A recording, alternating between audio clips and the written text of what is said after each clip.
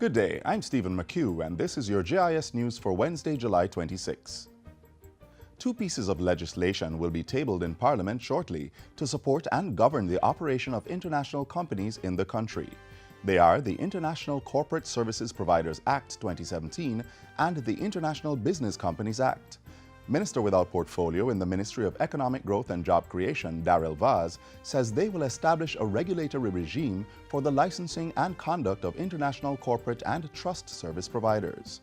The objective, ladies and gentlemen, is to attract investment who will leverage the many attributes that Jamaica has to offer, through which they will pursue nearshore services to support their global operations. Meanwhile, Jamaica Promotions Corporation, JAMPRO, is developing a national investment portal as part of its 3-year business strategy. The portal will serve as a comprehensive base of information to facilitate investments in Jamaica.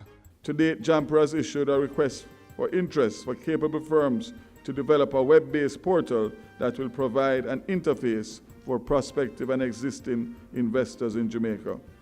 The portal will have 3 main functions: information sharing, online application submission, and back office interface among government approval entities. Minister Vaz says JAMPRO is producing an investor guide that will form the base of information to be shared on the portal and which outlines the steps involved in doing business in Jamaica.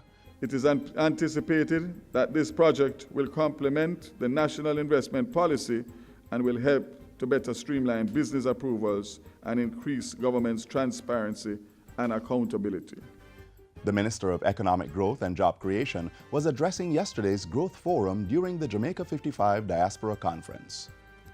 In an earlier session, Health Minister Dr. Christopher Tufton revealed that he would be visiting the United Kingdom within the next 2 weeks to conclude arrangements for clinical training of Jamaican registered nurses at hospitals in the UK. The training is part of government strategies to expand the cadre of nurses serving the public health system. So one of the things we're working on is to train them in the classroom on the theory and do exchanges with other jurisdictions, other countries, so they get the clinical side of the training in the hospitals in other jurisdictions. And we also are doing the same thing with Cuba in order to expand the cadre. Justice Minister Delroy Chuck says strides are being made to efficiently dispose of trials involving persons who are trafficked. He says government is strengthening the judicial system to reduce case turnaround times while also improving ways in which victims interface with the court. The judge's only trial, which was recently approved by Cabinet, is a step in the right direction and signals that as the state is concerned, human trafficking continues to be a priority. Meanwhile, Security Minister Robert Montego says human trafficking is responsible for many of the children reported missing and some who end up in illicit sex rings. Human trafficking is the most underreported crime. One of the best ways to fight against and eliminate it is by making it everybody's business. The ministers were addressing a press conference on Monday to announce plans for creating more awareness during Trafficking in Persons Week. The week is being observed from July 23 to 30 under the theme Stop Human Trafficking, Everybody's Business. Ground will be broken in 2 weeks' time for the first of 16 indigent houses that are to be built across the country. The first will be constructed in St. Thomas.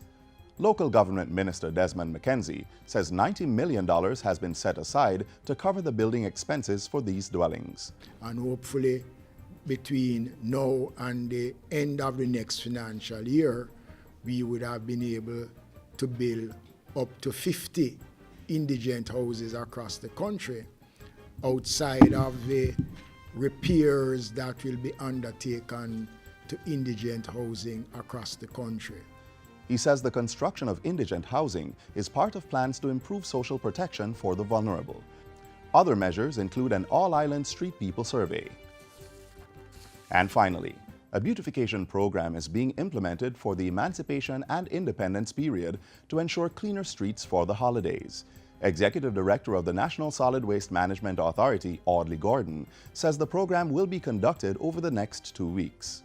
Resource permitting, we will be in every district, cleaning up the town centers, the byways and the hedges, because we believe that the better solid waste management practices will give us a healthier Jamaica. And as we always say, Jamaica's beauty is our duty. And that's it for JIS News Today. I'm Stephen McHugh. Thanks for watching.